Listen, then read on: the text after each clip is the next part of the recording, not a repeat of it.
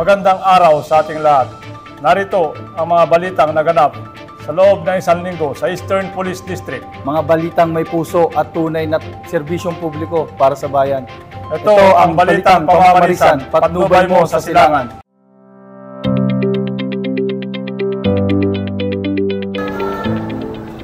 Anim na EPD retirees ang binigyang parangal sa Salamat Kapatid Program sa araw ng kanilang pagreretiro kasabay ng seremonya ng pagbaba ng pambansang watawat. Ang nasabing programa ay pinasinayaan ni Police Brigadier General Wilson C. Azueta, District Director ng EPD, kasama ang command group, mga district staff at dinaluhan din ng mga pamilya ng mga nagretiro. Ang anim na retirees na binigyang parangal ay mula sa 4 na himpilan ng pulisya ng EPD. Iginawad din sa kanila ang matatanggap nilang mga benepisyo sa ilang taon nilang pagseserbisyo at sa karangalang batid hindi lamang sa Eastern Police District kundi maging sa buong organisasyon ng PNP. Mainit na mensaheng pasasalamat naman ang iginawad ni PEMS Jenny Lisa Lubo sa karangalang makapaglingkod sa bansa at sa mamamayan bilang alagad ng batas. Kanyang ipinaabot ang taos-pusong pasasalamat sa mahigit 23 taon niyang pagseserbisyo sa PNP na siyang nagsilbing pangalawa niyang tahanan at pamilya. Nais kong iwanan sa inyo sa isang inspirasyon na mensahe. Ang tunay na tagumpay ay hindi nasusukat sa kung gaano kalayo ang iyong narating, kundi sa kung gaano karaming buhay ang iyong naantig at nabago. Naway patuloy tayong magbigay at inspirasyon at serbisyong may malasakit. Ang paglingkuran ng bayan ay ang sinumpaang tungkulin ng kapulisan, kaya't sa bagong Pilipinas hangad ng Eastern Police District ang kaligtasan ng bawat mamamayan. Sa inyong pagretiro, ito hindi katapusan kundi panimulang yugto ng inyong buhay. Saludo ang buong kapulisan ng Eastern Police District sa inyong serbisyo at pagsasakripisyo para sa paglilingkod sa ating bayan. Alinsunod sa Oplan Bantay Kalusugan ng PNP, patuloy ang mga programang pangkalusugan ng Eastern Police District para sa mga kapulisan nito. Kaya naman, formal na ngang binuksan ang 2nd EPD Inter-Office 4x4 Basketball League 2024. Ang nasabing liga ay pinasinayaan ng buong suporta ni Police Brigadier General Wilson C. Azueta, District Director ng EPD. Gayon din ang mga EPD basketball enthusiasts mula sa iba't ibang unit ng EPD headquarters. Layunin ng nasabing aktibidad na matuunan ng pansin ang pisikal na kalakasan at kalusugan ng mga kapulisan.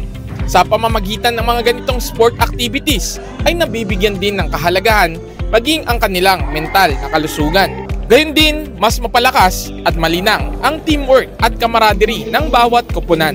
Ito ay para sa kagaganda ng kalusugan ng ating mga kapulisan. At ito ay serve as stress reliever at ito ay magdudulot ng magandang samahan at camaraderie at sportsmanship ng ating kapulisan.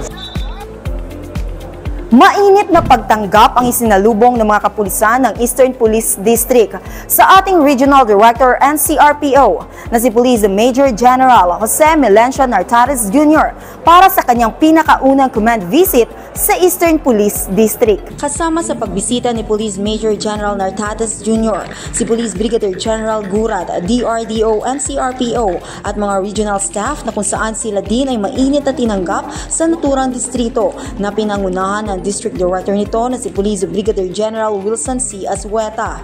Taos-puso naman ang pasasalamat ng Regional Director ng NCRPO sa EPD kung saan siya ay namahagi ng kanyang gabay para sa lahat ng kapulisan, gayon din naglatag ng kanyang mga programa para sa kaayusan at kapayapaan ng buong NCRPO. Sa naganap na pagpupulong ay mahigpit na pinag-utos ng Regional Director sa mga opisyales ng EPD na lalo pang paigtingin ang police presence and visibility upang maiwasan ang krimen at iligal na droga sa buong Metro East. Maging ang kanyang 8 focus agenda ay kanya ding binigyang diin at ang pagpapalawak at pagpapatupad ng programang BIDA. Malugod sa pusong tinanggap ng mga miyembro ng EPD ang hamon ng Regional Director at nangakong gagawin ng lahat ng makakaya upang maisakatuparan ang mithiing magkaroon ng mapayapa, maayos at maunlad na NCRPO, lalo na sa mga lungsod na nasasakupan ng EPD.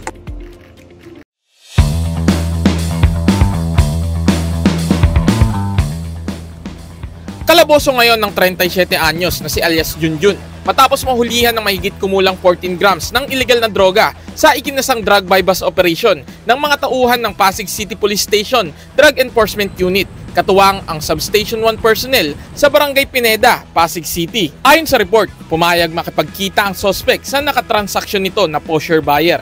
Lingid sa kanyang kaalaman na pulis operatiba ang ka-meet up nito. Kaya naman, nang magkaabutan na, hindi na ito nakapalagpa ng arestuin siya.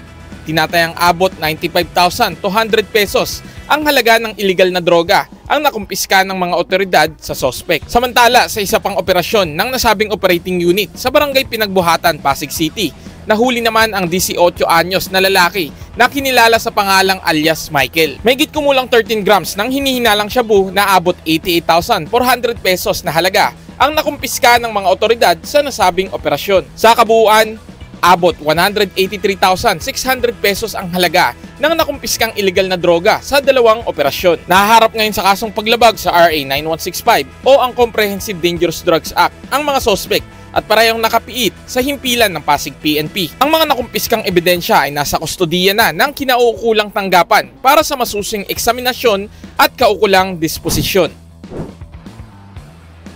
Sa kuha ng CCTV footage na ito, nahagip ang pagdaan ng lalaking nakitim sakay ng isang motorsiklo sa may pinaglabanan Corner City Hall sa San Juan City. Sa isa namang anggulo ng nahagip ng CCTV footage, makikita din ang parehong rider na pumarada sa gilid ng kalsada at maya-maya lang ay sumulpot ang isang lalaki na nakaberde ng damit at magkaangkas silang paalis sa lugar. Ang motorsiklong gamit ng dalawang lalaki ay napag-alamang nakaw. Ayon sa biktima, naiwan niya ang susi sa motor matapos mag-park at nang balikan niya ito ay wala na sa lugar kung saan niya ito iniwan.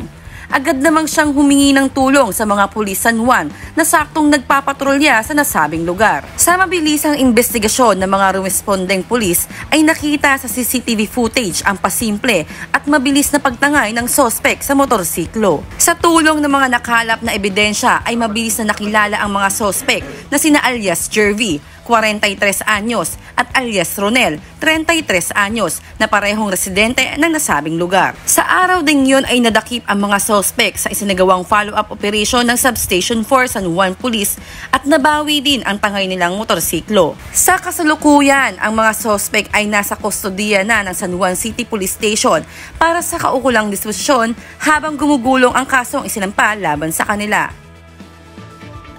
At yan po ang mga nagbabagang balita mula sa distrito ng Mahusay. May profesionalismo at disiplinadong pulis, Ang Eastern Police District. At kami po ang tagapaghatid ng Balitang Pamamarisan. Ako po si Police Chief Master Sergeant Nestor Tagyam. At ako naman po si Police Corporal Felix Francis de los Reyes. Tunay na pamamarisan. Police EPD yan, Ang patnubay mo sa silangan. Dahil sa bagong Pilipinas, Ang gusto ng Police EPD, ligtas ka!